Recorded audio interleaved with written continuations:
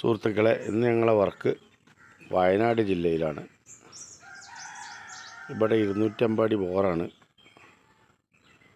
കുറേ അവർ ഇറക്കുന്ന സമയത്ത് ഒരു 200 അടി വരെ പോയിട്ട് മോട്ടർ ഇറങ്ങാതെ നിന്ന ഒരു സാഹചര്യമാണ് ഉണ്ടായിരുന്നത്.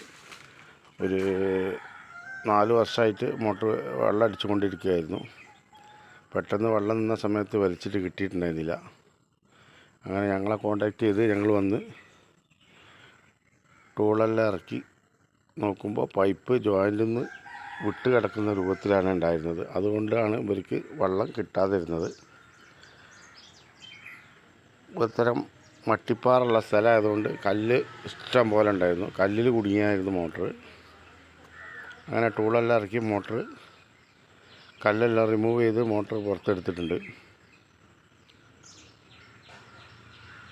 ഒരു റിസോർട്ടിൻ്റെ സ്ഥലമാണ് അത്. ഒരു 7 ഫ്ലാറ്റുകൾ അതിനകത്തുണ്ടായിരുന്നു.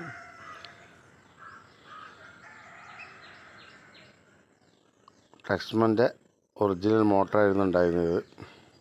1.5 HP മോട്ടറാണ്.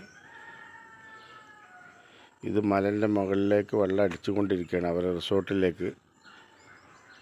റിസോർട്ടിൻ്റെ ഏറ്റവും താഴെ ഭാഗത്താണ് ഈ കിണറുണ്ടായിരുന്നത്. അതുപോലെ ഒരു 3 കിണർ അവിടെ മേൽഭാഗത്തും ഉണ്ടായിരുന്നു.